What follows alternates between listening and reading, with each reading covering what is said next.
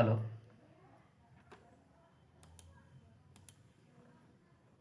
Okay ಸ್ನೇಹಿತರೆ, ನಿಮಗೆಲ್ಲರಿಗೂ ಮಾಂತೇಶ್ ಬಡಿಗೇರ್ ಮಾಡುವ ನಮಸ್ಕಾರಗಳು.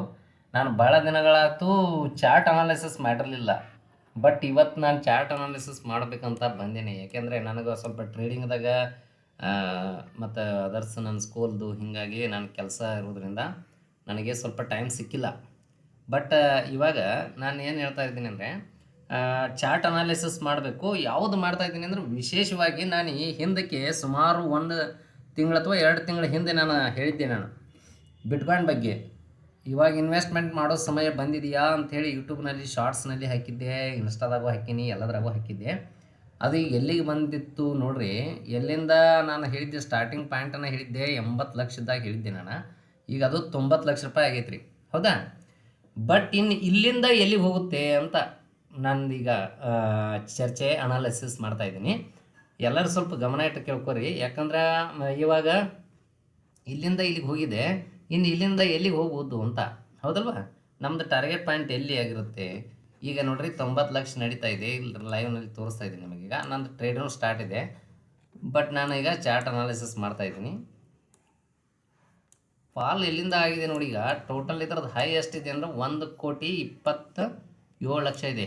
ಇಲ್ಲಿದೆ ನೋಡಿರಿ, 1,27,696 ರೂಪಾಯಿ ಇತ್ತು.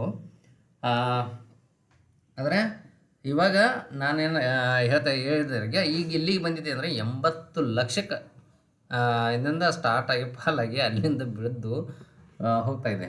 ಅಂದಾಜು 50% ಬಿದ್ದಿತ್ತಲ್ಲ. ಈಗ ಅಪ್ ಸೈಡ್ ಇದೆ ಈ ಮಾರ್ಕೆಟ್ ಈಗ, ಹೌದಲ್ವಾ? ಆದರೆ ಬಟ್ ಎಲ್ಲಿವರೆಗೆ ಹೋಗುತ್ತೆ ಅಂತನ ಡಿಸ್ಕಷನ್ ಅಲ್ವಾ ಈಗ ನಮಗೆ. 90 ಲಕ್ಷ ರೂಪಾಯಿ ತೊಗೊಂಡ್ಬಿಟ್ಟಿದ್ದೀನಿ ಸರ್ ನಾನೀಗ. ಎಲ್ಲಿಗೆ ಹೋಗುತ್ತೆ? ಸ್ವಲ್ಪ ಪಾಲ್ ಆಗ್ತಾಯಿದೆ ನೋಡಿ. ಈಗ ಮತ್ತು 89 ಲ್ಯಾಕ್ ಬಂತು, 89 ಲಕ್ಷ ಬಂದಿದೆ. ನಾನು 80 ಲಕ್ಷದಾಗ ವಿಡಿಯೋ ಮಾಡಿದ್ದೆ, ಅದನ್ನು ತೊಗೊಂಡವ್ರಿಗೆ ಈಗ 9 ಲಕ್ಷ ರೂಪಾಯಿ ಪ್ರಾಫಿಟ್ ಆಗಿರುತ್ತೆ. ಮತ್ತು ಈಗ ನೆಕ್ಸ್ಟು ಎಲ್ಲಿಗೆ ಹೋಗ್ಬೋದು ಅಂತ. ಈಗ ಇಲ್ಲಿಂದ ರೀಬೌನ್ಸ್ ಆಗಿಬಿಟ್ರೆ ನನಗೆ ನೆಕ್ಸ್ಟ್ ಟಾರ್ಗೆಟ್ನೇ 1,10,00,000. 1,10,00,000ಕ್ಕೆ ತಲುಪುತ್ತೆ. ಇದೇ ತಿಂಗಳಲ್ಲಿ ಹೋಗುತ್ತಾ, ಮುಂದಿನ ತಿಂಗಳಲ್ಲಿ ಹೋಗುತ್ತಾ, ಅದು ಸೆಕೆಂಡರಿ. ನೋಡಿರಿ, ಮಾರ್ಕೆಟ್ ಅಂದರೆ ಅಪ್ ಆ್ಯಂಡ್ ಡೌನ್ ಮಾಡ್ತಾ ಹೋಗುತ್ತೆ. ಇಲ್ಲಿ ನೋಡಿ, ಈಗ ಇಲ್ಲಿಂದ ಹಿಂಗೆ ಟೋಟಲಾಗಿ ಅಪ್ ಆ್ಯಂಡ್ ಡೌನ್ ಇರುತ್ತೆ. ಮಾರ್ಕೆಟ್ ಬಗ್ಗೆ ನಿಮಗೆ ಗೊತ್ತಿರಬೇಕು. ಆ ರೀತಿಯಾಗಿ ನಮಗೆ up side and down side ಮಾಡ್ಕೊತ ಹೋಗಿರುತ್ತೆ. ಈಗ ಫಾಲಿಂಗ್ ಕಾಣಿಸ್ತಾ ಇದೆ ನಿಮಗೆ. ಬಟ್ ನೆಕ್ಸ್ಟ್ ರಿಬೌನ್ಸ್ ಆಗಿಬಿಟ್ಟು ಇದನ್ನೇನಾದರೂ ಬ್ರೇಕ್ ಮಾಡಿಬಿಟ್ರೆ ನಾವು ಎಲ್ಲಿವರೆಗೆ ಟಾರ್ಗೆಟ್ ಮಾಡ್ಕೋಬೋದು? 1,10,00,000. 1,10,00,000ಕ್ಕೆ ಡೆಫಿನೆಟಾಗಿ ಅಲ್ಲಿ ಹೋಗಿ ಒಂದು ಚೆಕ್ಮೇಟ್ ಕೊಡುತ್ತೆ ನಮಗೆ, ಅಲ್ವಾ? ಅಲ್ಲಿ ತನಕನೂ ಸಾವಧಾನದಿಂದ ಕಾಯ್ಕೋರಿದ್ರೆ, ಇನ್ವೆಸ್ಟ್ಮೆಂಟ್ ಪರ್ಪಸ್ ಹೇಳ್ತಾ ಇರೋದು ನಾನು. SIP ಮಾಡಿದವ್ರಿಗೆ ನಿಮಗೆ ಅನುಕೂಲ ಆಗುತ್ತೆ, ಎಲ್ಲಿವರೆಗೂ ಹೋಲ್ಡ್ ಮಾಡ್ಬೋದು. ಬಟ್ ಟ್ರೇಡರ್ ಮಾಡಿದವ್ರಿಗೆ ABC ನೀವು ಹಾಕೊಂಡ್ಬಿಟ್ಟು, ಚಾರ್ಟ್ ಹಾಕೊಂಡ್ಬಿಟ್ಟು ಅಪ್ ಆ್ಯಂಡ್ ಡೌನ್ ಸೈಡ್ ಮಾಡ್ಕೊಂಡಾಗ ನೀವು ಲಾಸನ್ನು ಅನುಭವಿಸ್ತೀರಿ. ನಾನು ಹೇಳಿದಾಗ ಇವು ಫ್ಯೂಚರ್ಸ್ಗಳನ್ನು ಬೈ ಮಾಡಬಾರ್ದು. ಮತ್ತು ರಿಸ್ಕ್ ಮ್ಯಾನೇಜ್ಮೆಂಟು ಗೊತ್ತಿರಬೇಕು. ಯಾರಿಗೆ ಗೊತ್ತಿಲ್ವೋ ಅದನ್ನು ತಿಳ್ಕೊಂಡು ಮಾಡಿ. ಯಾಕಂದರೆ ನೀವು ಸರ್ ಹೇಳಿದ್ರೆ, ಈಗ ನನ್ನ ತಕ್ಕನ 1 ಕೋಟಿ ರೂಪಾಯಿ ಐತಿ, 10 ಲಕ್ಷ ರೂಪಾಯಿ ಐತಿ, 20 ಲಕ್ಷ ರೂಪಾಯಿ ಐತಿ ಅಂದಾಗ ನಾನು ತಂದು ಬಿಟ್ಕಾಯಿನ್ಗೆ ಆಗಿಬಿಟ್ರೆ ಸಾವ್ಕಾರ ಆಗ್ತೀನಲ್ಲ, ಹೋಗುತ್ತೆ ಅಂತ ನಾನು ಹೇಳ್ತಾ ಇದ್ದೀನಿ. ಅಂದಾಜಿಸ್ಬೋದು. Market is a probability. So here is the stop loss is our safest zone ನಮ್ಮ ಟ್ರೇಡರ್ಸ್ಗಳಿಗೆ. ಮತ್ತು ನೀವು ಇನ್ವೆಸ್ಟ್ಮೆಂಟ್ ಮಾಡಿಬಿಡೋರಿಗೆ ಏನೈತಿ, ಸ್ವಲ್ಪ ರಿವಾರ್ಡ್ ಕಡಿಮೆ ಇರ್ತೈತಿ, ರಿಸ್ಕು ಕಡಿಮೆ ಇರ್ತೈತಿ. ಮತ್ತು ನೀವು ಹಾಕೊಂಡ್ಬಿಟ್ರೆ ಅದು ಹೋಲ್ಡ್ ಮಾಡಲಿಕ್ಕೆ ಒಂದು ಚಾನ್ಸಸ್ ಆದರೂ ಇರ್ತೈತಿ. ಟ್ರೇಡಿಂಗ್ದಾಗ ನೀವು ಏನು ಮಾಡೋದ್ರಿ, ಫ್ಯೂಚರ್ಸ್ ತೊಗೊಂಡ್ಬಿಟ್ಟಿರ್ತೀರಿ. ಸಿಕ್ಕಾಪಟ್ಟಿ ಒಂದೇ ದಿನದಾಗ ಸಾವ್ಕಾರ ಆಗ್ಬೇಕಂತ ನಾವು ಏನಾದರೂ ಇನ್ವೆಸ್ಟ್ಮೆಂಟ್ ಜಾಸ್ತಿ ಮಾಡಿದ್ವಿ ಅಂದರೆ ನಮಗೆ ರಿಸ್ಕ್ ಭಾಳ ಐತ್ರಿ. ಅದಕ್ಕಾಗಿ ಇಲ್ಲಿ ನಮಗೆ ಬಿಟ್ಕಾಯಿನ್ ಆಲ್ ಟೈಮ್ ಹೈ 1,27,00,000 ಇದೆ. ಈಗ ನಮಗೆ 80 ಲಕ್ಷಕ್ಕಿದೆ.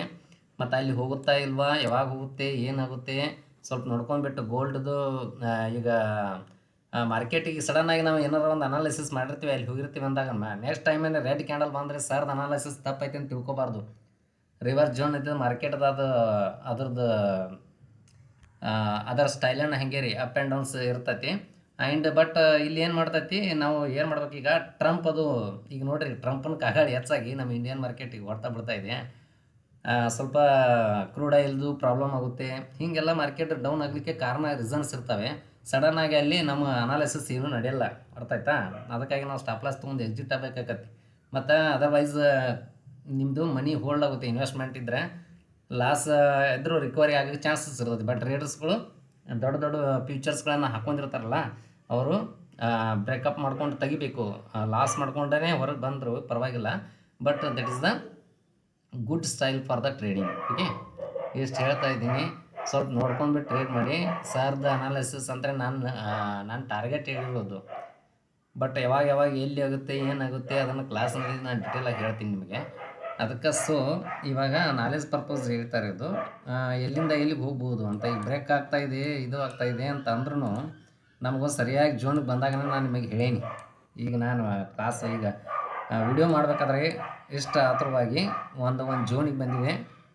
ಏನಾದರೂ ಬ್ರೇಕ್ ಚೆನ್ನಾಗಿ ಸಿಕ್ಬಿಟ್ರೆ 1,10,00,000 ಅರ್ಥ ಆಯ್ತಾ? ಅಲ್ಲಿವರೆಗೆ ಟಾರ್ಗೆಟ್ ಫಿಕ್ಸ್ ಹೋಗುತ್ತೆ ಪ್ರೊಬ್ಯಾಬಿಲಿಟಿ ಅಲ್ವಾ. Market is the boss. ನಾವೇನು ಮಾಡಬೇಕು, ನಮ್ಮ ಸ್ಟೆಪ್ಗಳನ್ನು, ನಮ್ಮ ರೂಲ್ಸ್ಗಳನ್ನು, ನಮ್ಮ ಮಾರ್ಕೆಟ್ ನಾಲೆಜನ್ನು ನಾವು ತೊಗೊಂಡ್ಬಿಟ್ಟು ಟ್ರೇಡ್ ಮಾಡ್ತಾ ಹೋದರೆ ನಮಗೆ ಚೆನ್ನಾಗಿ ಪ್ರಾಫಿಟ್ ಆಗುತ್ತೆ ಅಲ್ವಾ. This is for only education purpose ನಾನು ಹೇಳ್ತಾ ಇರೋದು. ಯಾಕಂದರೆ ಇಲ್ಲೊಂದು ನಾನು ಯಾಕೆ ಹೇಳ್ತಾ ಇದ್ದೀನಿ ಅಂದರೆ, ನನ್ನ ಕ್ಲಾಸ್ ತೊಗೊಂಡ್ರೆ ಅಥವಾ ಯೂಟ್ಯೂಬ್ನಲ್ಲಿ ನೆಕ್ಸ್ಟ್ ಟೈಮ್ ಹೇಳ್ತೀನಿ ಯಾವ ಆಧಾರದ ಮೇಲೆ ಅಲ್ಲಿ ಹೋಗುತ್ತೆ ಅಂತ ಹೇಳಿದರೆ ಅದಕ್ಕೊಂದು ಯಾವುದಾದ್ರೂ ಒಂದು ಅನಾಲಿಸಿಸ್ ಇರುತ್ತೆ.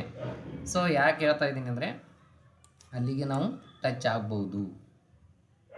That is the analysis. Okay, thank you.